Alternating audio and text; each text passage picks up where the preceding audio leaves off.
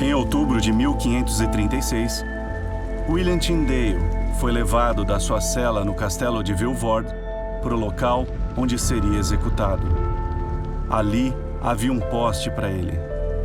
Tyndale foi acorrentado nesse poste, estrangulado até morrer, e teve o corpo queimado na frente de uma multidão. Qual seu crime? Tyndale lutou para reconciliar os ensinos da igreja com o que ele estudava na Bíblia. William Tyndale morreu com a sua fé intacta de que a Bíblia é a palavra de Deus. Inglaterra. William Tyndale foi a primeira pessoa a se empenhar em traduzir a Bíblia dos idiomas originais direto para o inglês. Tyndale nasceu no final do século XV. Ele nasceu na região de Gloucestershire, mas depois foi para Oxford e se tornou um padre.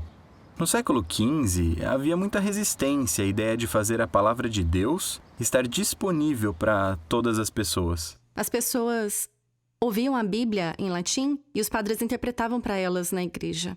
E elas nunca tiveram acesso livre à Bíblia em si mesma. Tyndale não foi autorizado a traduzir a Bíblia na Inglaterra. Ele foi até o bispo de Londres para pedir permissão para traduzir o Novo Testamento direto do grego, o texto original, para o inglês. Mas ele não recebeu essa autorização. Londres, Inglaterra. A oposição contra a tradução da Bíblia era tão grande que mais tarde Tyndale escreveu que não era possível fazer isso em toda a Inglaterra. Então, com a ajuda de comerciantes que concordavam com ele, Tyndale fugiu para a Alemanha, onde seria mais fácil fazer a tradução em inglês do Novo Testamento. Em 1525, sua tradução estava terminada e pronta para impressão.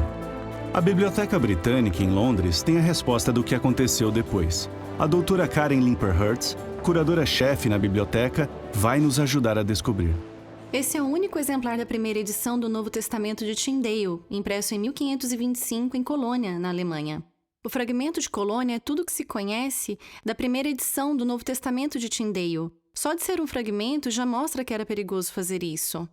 Depois de ter bebido muito, o impressor deixou escapar que estava imprimindo o Novo Testamento em inglês para alguém que se chamava William Tyndale. As autoridades descobriram e invadiram a gráfica. Ele e seus sócios fugiram, e isso é tudo que restou até hoje. Depois disso, eles foram para Worms.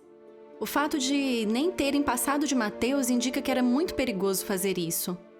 A primeira tradução completa das escrituras gregas cristãs foi finalmente impressa em 1526 na cidade de Worms, na Alemanha. Cerca de 3.000 livros foram impressos. Antuérpia, Bélgica.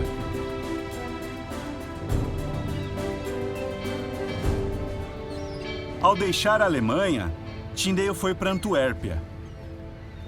Essa cidade agitada era ideal para Tyndale. As gráficas cresciam sem parar aqui. Um movimentado porto tornava fácil fazer os livros chegarem até a Inglaterra. O professor Guido Latre gentilmente se ofereceu para nos mostrar as ruas por onde Tyndale provavelmente passou quase 500 anos atrás. Ele viu que as pessoas aqui tinham... as pessoas comuns tinham acesso à Bíblia em holandês. E é claro que ele quis o mesmo para o seu povo na Inglaterra. Se você quisesse contrabandear muitas Bíblias para a Inglaterra, esse era o maior porto no norte da Europa.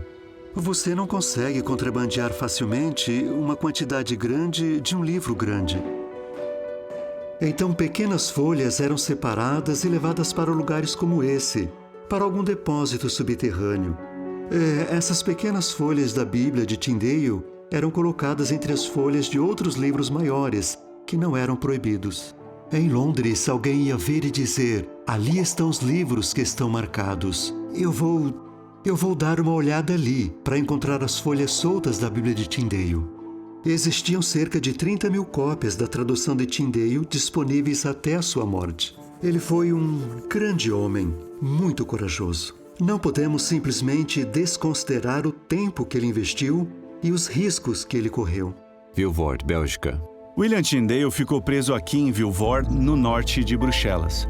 Enquanto definhava na prisão por mais de um ano, ele com certeza sabia que uma morte cruel e inevitável o aguardava. Tyndale é reconhecido por sua influência na língua inglesa, mas seu trabalho foi mais do que ambição acadêmica. Tyndale amava a Bíblia. Talvez podemos dizer que ele tinha os mesmos sentimentos do salmista que disse sobre a palavra de Deus: "Como eu amo a tua lei." Apesar de intensa luta, a Bíblia, a sabedoria nela, sobreviveu até hoje. Uma tradução exata do que foi escrito há muito tempo. É por isso que muitos têm tanto amor pela Bíblia.